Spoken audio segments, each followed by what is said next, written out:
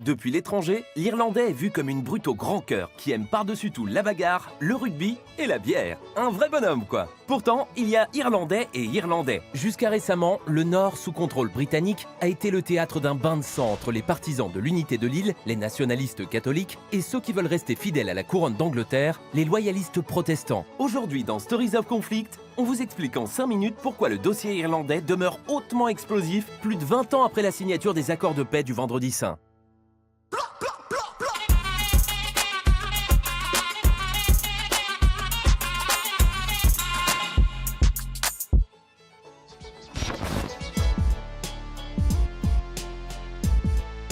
En France, nous avons nos irréductibles Gaulois défendant farouchement leur belle Bretagne. En Irlande, ils ont les tribus gaéliques, reconnus pour leur bravoure et leur résistance face aux envahisseurs. Les Anglais commencent la conquête de l'île dès le XIIe siècle et mettront près de 400 ans à asseoir leur domination. Les choses deviennent sérieuses lorsqu'Henri VIII prend le titre de roi d'Irlande en 1541. Ce roi est resté célèbre pour avoir désobéi au pape en divorçant de sa première femme. Cela a entraîné un schisme entre l'église catholique romaine et la toute nouvelle église d'Angleterre.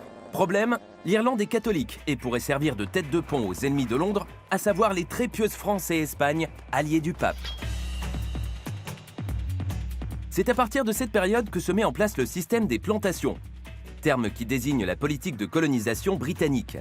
Les terres sont confisquées afin d'y installer des partisans protestants fidèles à la couronne, principalement dans le Nord. S'ensuit une longue politique de discrimination envers les catholiques qui deviennent des citoyens de seconde zone. Une grande partie d'entre eux vivent dans une extrême pauvreté et plusieurs millions s'exileront aux États-Unis faute d'opportunités. La liberté elle-même.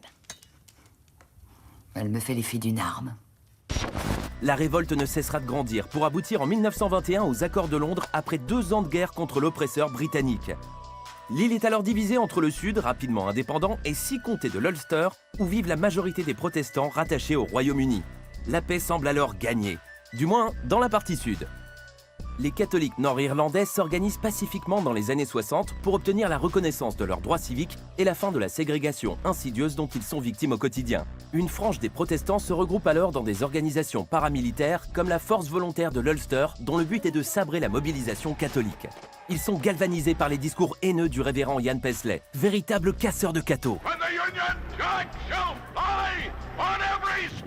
qui ira jusqu'à qualifier Jean-Paul II d'antéchrist. En réponse, l'IRA, armée républicaine irlandaise, reprend les armes et multiplie les attentats contre les protestants. Les communautés se barricadent dans leurs quartiers respectifs et les forces d'autodéfense prolifèrent. Le quartier du Bogside à Derry est l'épicentre de la résistance catholique. La rupture est définitivement actée le 30 janvier 72, lorsque le premier bataillon parachutiste anglais tire sur une marche pacifique de 20 000 personnes à Derry, prétendant riposter à des tirs de l'IRA. C'est le Bloody Sunday, dont U2 fera une chanson emblématique.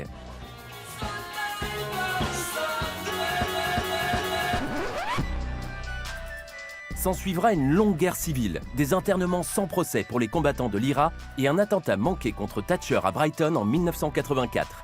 En 30 ans, ce qu'on appelle gentiment les troubles va donner lieu au conflit le plus sanglant de la seconde moitié du XXe siècle en Europe occidentale.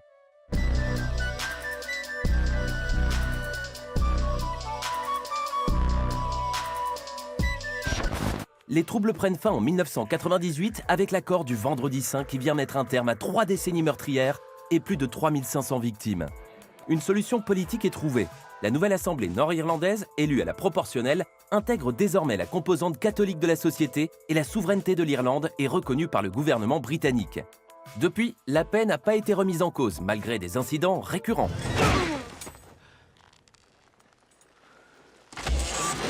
L'ouverture de la frontière a permis une plus grande intégration des 2 parties de l'île, de meilleures performances économiques et une liberté de mouvement jamais encore atteinte.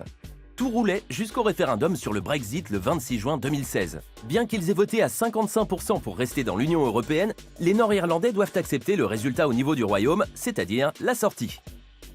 Pendant près de 3 ans, la question de la frontière a été l'un des points majeurs des négociations entre Londres et Bruxelles qui ne sont pas parvenus à un deal. Depuis, les Brits ont officiellement quitté l'UE et Boris Johnson, Bojo pour les intimes, a négocié un nouvel accord de sortie en octobre 2019.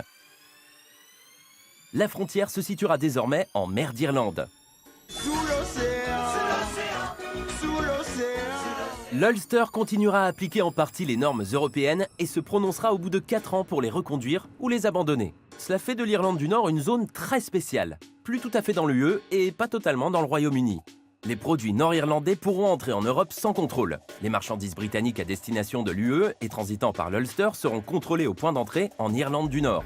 Les 500 km de frontière entre les deux Irlandes resteront quant à eux ouverts, respectant ainsi les accords de paix de 98. Pour la partie la plus dure des loyalistes protestants, cet accord est une trahison qui introduit une brèche constitutionnelle dans l'unité du royaume.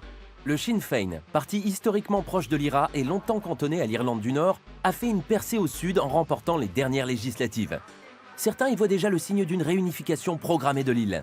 Si l'opinion publique du Sud y semble de plus en plus disposée, la situation au Nord est différente. Le processus de paix est fragile et rien ne permet d'assurer aujourd'hui que les violences ne vont pas ressurgir.